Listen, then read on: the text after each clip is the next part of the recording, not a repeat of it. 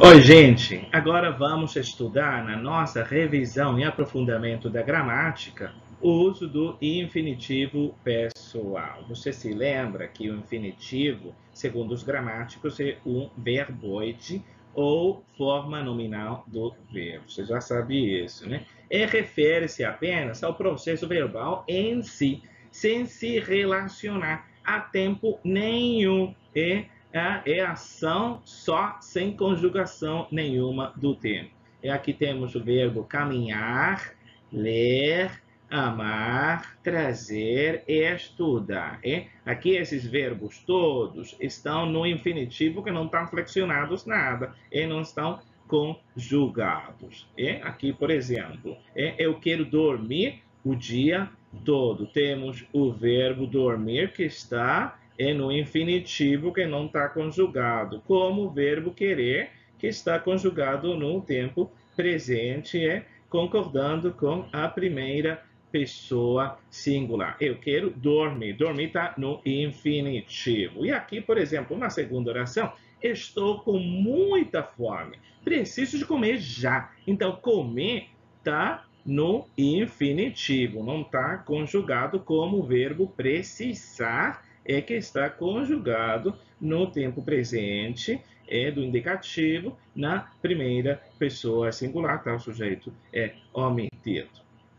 Porém, o português, como o galego e o mirandês, só essas três línguas românicas, podem também flexionar o infinitivo, podem conjugá-lo segundo o sujeito da ação. Então, como você pode personalizar esse infinitivo, os gramáticos chamam de infinitivo pessoal. Só em português, no galego e no mirandês. Olha aí, então, como vamos formar o infinitivo pessoal? Então, vamos formar adicionando a forma infinitiva dos verbos, seja regulares ou irregulares, a mesma coisa vamos adicionar as desinências es para a segunda pessoa singular, mos para a primeira pessoa plural e em para a terceira pessoa plural. Quer dizer que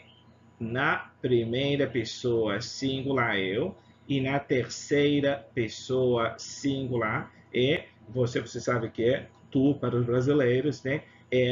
Ela vai ficar igualzinha, vai ficar infinitivo sem personalizar. É só para a segunda singular que você vai adicionar a desinência es. Na primeira plural, você vai adicionar a desinência mos. E na terceira plural, você vai adicionar a desinência em. E aí, vamos ver. Uma dica, uma dica que nos dizem os gramáticos para nós sabermos quando a frase requer o infinitivo pessoal é quando a frase subordinada inicia com a preposição para não vai ser sempre esse o sinal. Todavia, é útil sabê-lo e até as tábuas de conjugação nas gramáticas incluem a preposição aí com a flexão do verbo em infinitivo pessoal. Então, toda vez que você vai ver aquela oração composta sempre, então na subordinada você vai ter para,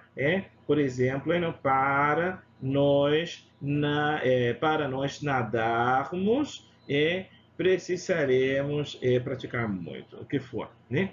Então, olha só.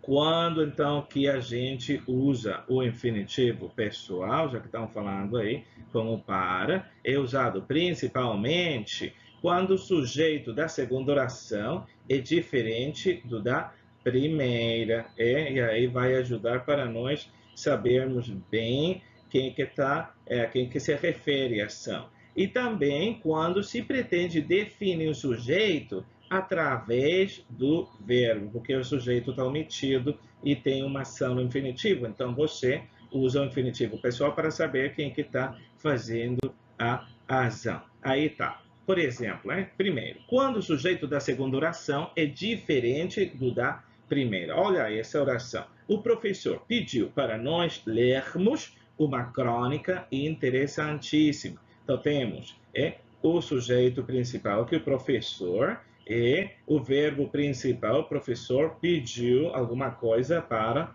alguém. Então, vamos na segunda frase. Então, temos um segundo sujeito e aquele segundo sujeito que está pedido de fazer alguma coisa que nós lermos. E aí, o verbo tem que estar conjugado no infinitivo pessoal, tá? Então, quando é o segundo uso, quando se pretende definir o sujeito através do verbo. Então, aí tem a oração, seria importante sabermos isso. Então, nesta oração, se não for porque o verbo infinitivo está personalizado, não seria possível saber quem é que deve saber nada. Numa oração desse jeito, em espanhol, a gente usaria o subjuntivo e não o infinitivo, porque não poderíamos flexioná-lo. E a gente, em espanhol, diria seria importante que sepamos isso. Aí o verbo saber está conjugado no subjuntivo presente. Mas nós, no português, não precisamos. Podemos fazer com infinitivo, né? Quem que deve saber isso?